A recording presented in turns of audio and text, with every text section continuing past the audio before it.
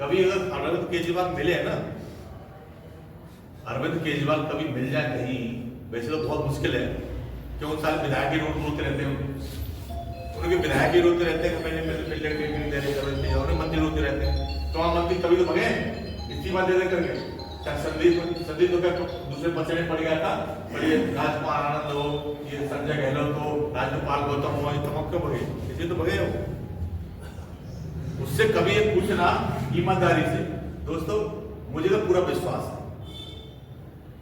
उसे अपनी लड़की के बेटा की कसम देके पूछना कि भाई अरविंद केजरीवाल तुम ये बताओ, तुमने अपने लिए लोकसभा चुनाव गया है, क्या इसमें तुमने या इससे पहले तुमने आम आदमी पार्टी को वोट दिया था क्या? उस कंपनी ने आम आदमी पार्टी को वोट नहीं दिया, उसने बीजेपी वोट दिया हो। चाहिए क्या लोग संविधान को? दोस्तों संविधान को कोई नहीं बदल सकता। संविधान को बाबा साहब अम्बेडकर से बड़ी विद्वान हम लोग नहीं है। बाबा साहब अम्बेडकर जानते थे इस बात को कि नालायक लोग हैं, जिस दिन गलत हाथों में संविधान चला जाएगा उसी दिन संविधान को चेंज कर देंगे। बाबा साहब अम्बेडकर ने संविधान के अंदर ऐसी व्यवस्था की कि माई कनाल उससे संविधान को कुछ चेंज नहीं कर सकता। मंत्री बता के गए आपको जो भी कुछ प्राप्त हुआ है वो हमारा कोई टैलेंट नहीं है इसमें, ये हम इतने ताकतवर नहीं थे। ऐसा नहीं है कि हमारे जो पुरखे थे वो क्या ताकत नहीं रखते थे, क्या उनके अंदर दिमाग नहीं था? मगर दोस्तों सब कुछ था, मगर जो भी अगर हमें प्राप्त हुआ है वो बाबा साहब अम्बेडकर की बदौलत प्राप्त है और उनके त्याग तपस्या बलिदान के कारण प्राप्त हुआ। बहुजन समाज पार्टी से हमें मैं एक समाज के ऊपर एक एग्जाम्पल दे दिया करता हूं दोस्तों कि आप लोगों ने कभी एक कुत्ता और शेर का नाम शेर क्यों पड़ा और कुत्ते का नाम कुत्ता क्यों पड़ा? कभी सोचा है? जो डीएम बने थे प्रमोशन से उनको एडीएम बनाया गया, जो एडीएम बने थे उनको तहसीलदार बनाया गया, जो तहसीलदार थे उनको कानून बनाया गया, कानून होते उनको वो बना दिया गया, वो बना दिया, पटवारी बना दिया, लेखपाल बना दिया। और बहन कुमार बना दी लेखपाल को, कानून बनाया था, कानून को तहसीलदार बनाया था, और तहसीलदार को एडीएम बना दिया, एडीएम को डीएम बनाया था, बहन कुमार बना दिया। उससे हम लोग संविधान की रक्षा कर रहे थे, उससे रक्षा करेंगे, करेंगे क्या? बहन कुमारी बात कीजिए, गैर कानून कानून की आपको याद होगा 2 जून 1995 को बहन कुमारी बात की जान देने के लिए तैयार हो गए थे, वो थे कि नहीं होते? ये तो आपकी नजर में है। और दोस्तों जो बिल था, जो प्रमोशन में जो आरक्षण का बिल था, उसको समाजवादी के सांसद हैं और वो भी हमारे सांसद से, हमारे समाज के सांसद से उसको करवाने का काम मुलायम सिंह यादव ने, अखिलेश यादव ने करवाया। अब उससे कह रहे हैं कि भाई ये बचाएंगे अखिलेश यादव संविधान को। दोस्तों संविधान को कोई नहीं बदल सकता। संविधान को बाबा साहब अम्बेडकर से बड़ी विद्वान हम लोग नहीं है। बाबा साहब अम्बेडकर जानते थे इस बात को कि नालायक लोग हैं, जिस दिन गलत हाथों में संविधान चला जाएगा उसी दिन संविधान को चेंज कर देंगे। बाबा साहब अम्बेडकर ने संविधान के अंदर ऐसी व्यवस्था की कि माई कनाल उससे संविधान को कोई चेंज नहीं कर सकता। हाँ उसमें अमेंडमेंट जरूर कर सकते हैं और करे इन लोगों ने। सबसे ज्यादा अमेंडमेंट कौन किए? संविधान को सबसे ज्यादा अगर कहीं बदलने की चेष्टा रखी है इन्होंने, जो अमेंडमेंट किए हैं, तो सबसे ज्यादा कौन किए हैं? कितने हो गए? 130-32 अमेंडमेंट हो गए संविधान के अंदर शायद। सबसे ज्यादा 148 की फिगर है ना आपकी, 148 अमेंडमेंट हो गए। तो सबसे ज्यादा शायद 112 अमेंडमेंट ये कांग्रेस पार्टी ने किए दोस्तों उसमें। ऐसे ही है ना, बाकी बचे हुए बीजेपी करें। और अमेंडमेंट में ऐसे नहीं हो जाते, अपनी सरकार जब जिनकी अच्छी रही है तब ज्यादा करे इन्होंने। एक बार इंदिरा गांधी की रही, सारे राज्यों की सरकार थी, इसमें भी अच्छे 400 कुछ उसमें MP थे इनके, उस समय पर इन्होंने अमेंडमेंट करे।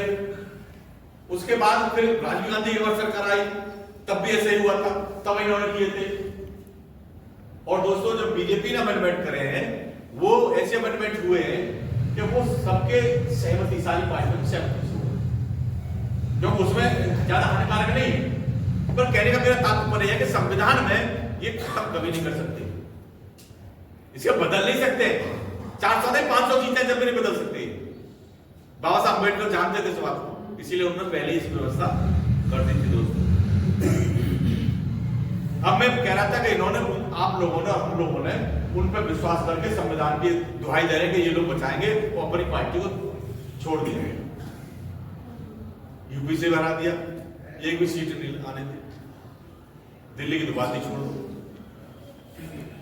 अब दोस्तों अगर मैं बात करूं, कभी अगर अरविंद केजरीवाल मिले ना, अरविंद केजरीवाल कभी मिल जाए कहीं, वैसे तो बहुत मुश्किल है, क्यों सारे विधायक ही रोते रहते हैं, उनके विधायक ही रोते रहते हैं, मैंने मिल जाए नहीं दे रहे, और मंत्री रोते रहते हैं। तो मंत्री कभी तो भगे इस्तीफा दे दे करके। संदीप तो क्या दूसरे पचे में पड़ गया था, ये राजपाल आनंद हो, ये संजय गहलोत हो, राज्यपाल गौतम हो, ये तमाम क्यों भगे? इसे तो भगे हो। उससे कभी ये पूछना ईमानदारी से, दोस्तों मुझे तो पूरा विश्वास है, उसे अपनी लड़की के बेटा की कसम देके पूछना कि भाई अरविंद केजरीवाल तुम ये बताओ, तुमने अपने जो लोकसभा चुनाव गया है, क्या इसमें तुमने, या इससे पहले तुमने आम आदमी पार्टी को वोट दिया था क्या? उस कंपनी ने आम आदमी पार्टी को वोट नहीं दिया, उसने बीजेपी वोट दिया हो।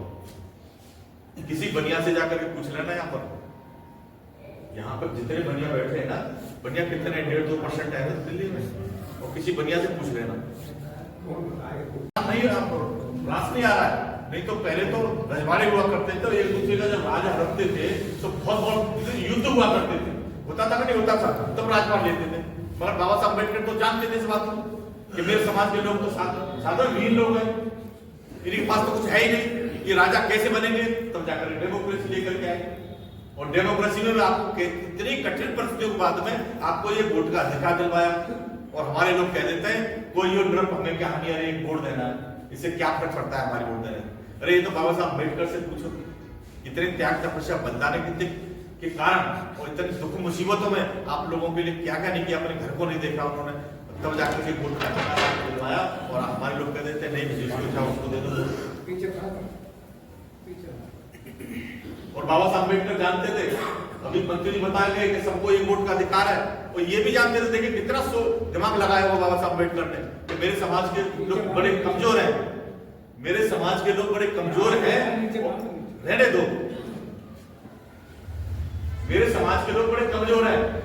और जब वोट ऊपर अगर पड़ने लगे, आज अगर वोट डालने जब जाते हो आप लोग, तो देखते होंगे कि वोट जो है गत्ता सा लगा रहता है कि नहीं लगा रहता, वहां मसीह ढकी रहती है, कोई और व्यक्ति नहीं होता, पोलिंग पार्टी लोग ही होते कि नहीं होते, और जब वोट डालने वाला जो व्यक्ति होता है वो अकेले होता है कि नहीं होता?